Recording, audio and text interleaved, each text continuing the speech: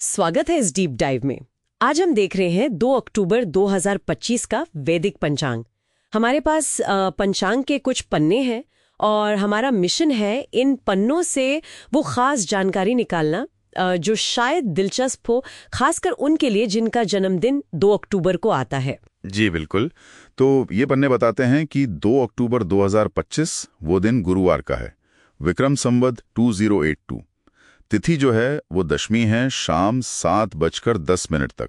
उसके बाद फिर एकादशी लग जाएगी और नक्षत्र सुबह 9:13 तक उत्तराषाढ़ा है और फिर श्रवण नक्षत्र। अच्छा, और ये दिन सिर्फ तिथि और नक्षत्र के हिसाब से ही नहीं बल्कि त्योहार के हिसाब से भी बहुत बड़ा है ना? हाँ बिल्कुल, ये विजयादशमी मतलब दशहरा का दिन है, जी। बड़ा त्योहार है।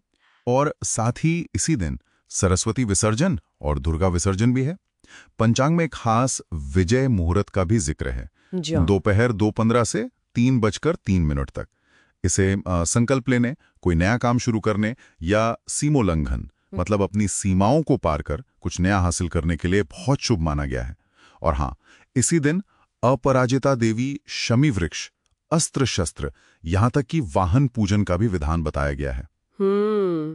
तो दशहरा की धूम रहेगी, लेकिन पंचांग शाम से शुरू होने वाली अगली तिथि एकादशी पर भी काफी फोकस कर रहा है। जी हाँ, दशमी जैसे ही शाम 7:10 पर खत्म होती है, एकादशी तिथि शुरू हो जाती है और ये अगले दिन यानी 3 अक्टूबर शुक्रवार शाम 6:32 तक रहेगी। पर दिलचस्प बात यह है कि व्रत रखने की सलाह मतलब एकादशी का उपवास वो 3 अक्टूबर शुक्रवार के लिए दी गई है। अच्छा, मतलब तिथि शुरू होने के अगले दिन व्रत। और पंचांग इस व्रत के महत्व के बारे में भी काफी कुछ कहता है ना? है कि इसका पुण्य सूर्य ग्रहण में दान या हजारों गायों के दान या सोने के दान, यहाँ तक कि अश्वमेघ यज्ञ से भी कहीं ज्यादा है। अश्वमेघ यज्ञ से भी ज्यादा? ये तो काफी बड़ी बात है। जी, और ये सिर्फ अपना पुण्य नहीं बढ़ाता। कहते हैं कि ये पितरों को अगर वो किसी नीच योनि में हो तो उससे मुक्ति दिलाता है, घर में सुख शांति, धन धान्य, पुत्र आदि में वृद्धि करता है, कीर्ति श्रद्धा भक्ति बढ़ाता है। इसमें प्राचीन राजाओं का भी जिक्र है, जैसे नहुष, अमरीश, गाधी, जिन्हें इसके पालन से ऐश्वर्य मिला।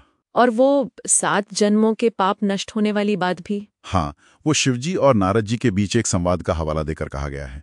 तो पंचांग इसे सिर्फ एक व्रत की तरह नहीं बल्कि एक बहुत शक्तिशाली आध्यात्मिक उपाय की तरह पेश कर रहा है। तो इस दिन करने के लिए कुछ खास चीजें भी बताई हैं, जैसे शायद कोई पाठ या जाप? जी, विष्णु सहस्त्र नाम का पाठ करने या फिर 10 माला गुरुमंत्र का जाप करने का सुझाव है। घर में शांति के लिए संकल्प लेने की बात भी है, लेकिन एक चेतावनी भी है जो काफी सख्त है, खाने पीने को लेकर। हाँ, वो चावल वाली बात है ना? बिल्कुल। पंचांग साफ कहता है कि जो लोग व्रत नहीं भी रख सकते, मान लीजिए कोई बुजुर्ग हैं या बच्चे हैं या बीमार हैं, उन्हें भी एकादशी के दिन चावल बिल्कुल नहीं खाना चाहिए। इसमें डोंगरी जी महाराज का जिक्र करते हुए लिखा है कि एकादशी को चावल खाना हर दाना एक कीड़ा खाने जैसा पाप है। बाप रे, ये तो बहुत ही मजबूत शब्दों में चेतावनी है। जी, ये दिखाता है कि इस तिथि की पवित्रता पर कितना ज्यादा जोर दिया गया है। तो एकादशी की इन बातों के बाद पंचांग का एक और सेक्शन है जो सीधे 2 अक्टूबर को जन्मे लोगों से जुड़ता है, उनका मूलांक विश्लेषण। सही कहा, जिनका जन्म 2 अक्टूबर को हुआ उनका मूलांक 2 बनता है। इसके स्वामी चंद्रमा हैं। पंचांग के अनुसार ऐसे लोग काफी भावुक होते हैं, कल्पनाशील, संवेदनशील, दयालु, मानसिक रूप से मजबूत हो सकते हैं, लेकिन शायद शारीरिक रूप से उतने नहीं। और चंद्रमा का प्रभाव है तो क्या स्वभाव में भी कुछ उतार चढ़ाव रहता है, जैसे चंद्रमा की कलाएं बदलती हैं? हाँ, पंचांग कुछ ऐसा ही इशारा करता है। स्वभाव थोड़ा अस्थिर हो सकता है, लेकिन अच्छी बात यह है कि इनमें अहंकार नहीं होता, ऐसा लिखा है। सलाह दी गई है कि अगर ये लोग धैर्य रखें, जल्दबाजी ना करें तो सफल हो सकते हैं। उनके लिए कुछ खास अंक भी बताए गए हैं, 2, 11, 20, 29। शुभ वर्ष 2027, 2029, 2036। इष्ट देव शिव, बटुक भैरव, चंद्रदेव। और रंग सफेद, हल्का नीला, सिल्वर ग्रे। और भविष्य को लेकर कुछ संकेत, करियर, स्वास्थ्य वगैरह? हाँ, भविष्य फल थोड़ा मिला जुला सा है। करियर सामान्य बताया गया है। सलाह है कि बड़े जोखिम ना लें, स्वास्थ्य पर ध्यान देने की जरूरत बताई गई है।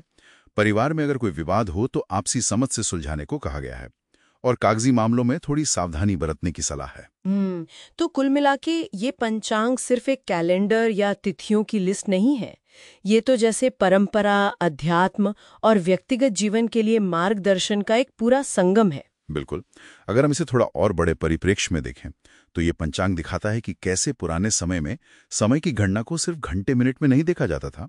उसे शुभ अशुभ कार्यों से, आध्यात्मिक क्रियाओं से, यहाँ तक कि व्यक्ति के स्वभाव और भविष्य के अनुमानों से भी कितनी गहराई से जोड़ा गया था।